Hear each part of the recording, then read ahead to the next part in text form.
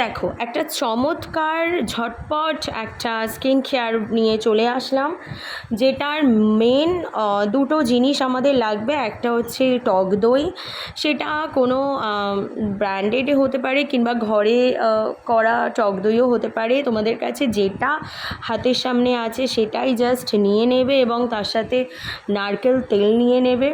দুটো ভালো করে মিক্স করবে, ভালো করে মিক্স করে দেন একটু মোটাভাবে ফার্স্টে অ্যাপ্লাই করে নেবে, ঠিক আমি যেরকমভাবে অ্যাপ্লাই করছি।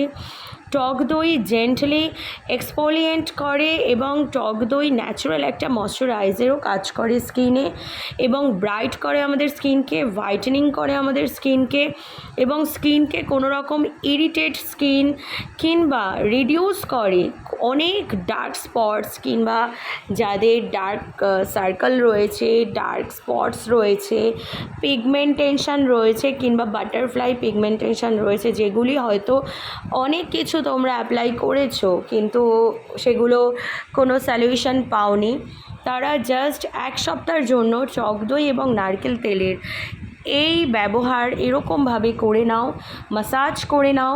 খুব ভালোভাবে মাসাজ করতে হবে, যেখানে যেরকম চোখের ম্যাসাজ আমি ঠিক যেরকম দেখাচ্ছি সেরকমভাবেই করবে। আমাদের অনেকে, আমারও রয়েছে, যেটা পার্সোনালি একটা প্রবলেম খুব ফেস করি, যেটা ঠোঁটের নিচে কিংবা ঠোঁটের চারিদিকে দেখবে একটা একটা কালো ভাব চলে আসে।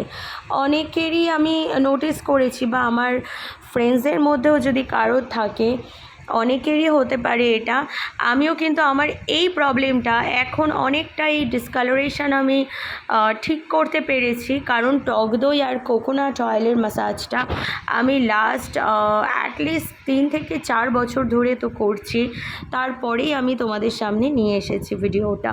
তো খুব ভালোভাবে অ্যাপ্লাই করে নেবে, করে ম্যাসাজ করবে 5 থেকে 7 মিনিটের জায়গায় কেউ যদি সময় থাকে 10 থেকে 15 মিনিটও তোমরা অ্যাপ্লাই করতে পারো। খুব ভালোভাবে অ্যাপ্লাই হয়ে গেল, দেখো পুরো স্কিনে অবজার্ভ হয়ে গেছে। এবার আমি প্লেন জল দিয়ে ভালো করে মুখটা ধুয়ে নেব এবং তোমাদের সামনেই আমি দেখাচ্ছি যে ভালো করে মুখটা মুছে নেওয়ার পর, পরিষ্কার টায়াল দিয়ে মুছে নেওয়ার পরে তোমরা দেখো আমার গলার পোর্শনের কালার এবং আমার ফেসের কালার ইনস্ট্যান্ট কতটা চেঞ্জ হয়ে গেল। ইয়েস, এর জন্যই আমি প্রথমে বলেছিলাম যে ম্যাজিক্যাল একটা স্কিন কেয়ার নিয়ে চলে এসেছি আমার ইউটিউব ফ্যামিলির জন্য। ভালো লাগলে অবশ্যই লাইক করো, শেয়ার করো। টাটা।